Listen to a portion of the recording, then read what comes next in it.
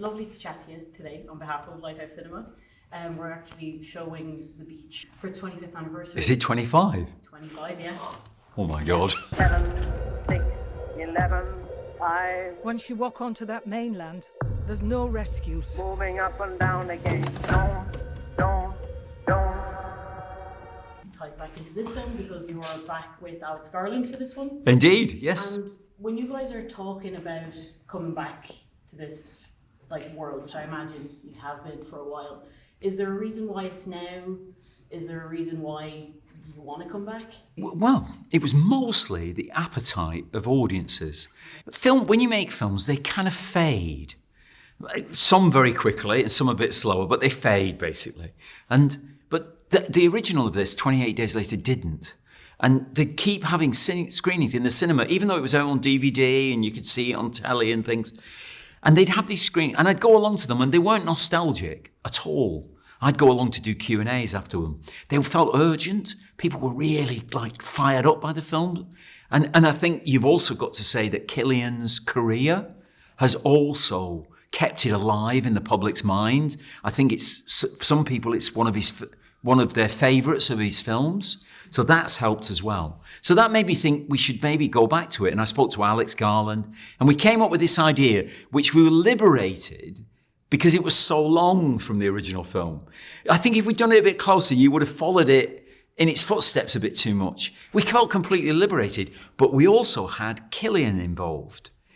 As an idea, he was on board for us to plan a series of films, and it's meant to be 3 films, that will eventually feature him.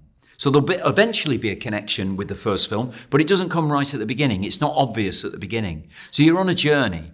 There's a great pot of gold at the end of it, Cillian Murphy, but you've got a lot to get through to get there to him. So we've shot the first film, in which he's a producer. We've shot the second film, which is released in January next year, and he's features in that at the end of that. And then the third film is his film. There were so many dead. Infected and non-infected alike. That's why our home is so precious. And then obviously the visual language of the first one is so iconic, that basically home video camera. Is there ever a moment where you're going to start there again and try and find one of those that's still... You can't screen like that anymore. The resolution is so poor, and audiences have become much more sophisticated. So we tried to meet in the middle, really. We wanted that kind of homemade feel, but now that would be with our cameras, because we all have a phone in our pocket, and it will shoot at 4K, and it'll shoot 60 frames per second at 4K. I wouldn't advise doing that. Your iCloud storage will be insane. But it does mean that we've got cinema resolution, easy cameras, and yet the cameras give you the kind of flexibility we had on the first film. We can use lots of them for different effects at different times, and we did use that particularly for some of the violence.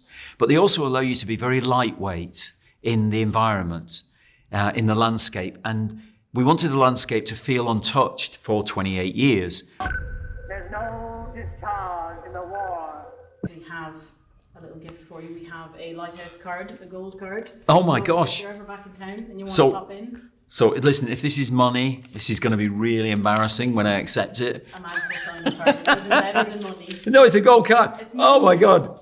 Oh, brilliant. And it's a very cool looking card. Yeah, if you want to go and have someone inspire at the beach too, pop in on us. Thank you very much indeed.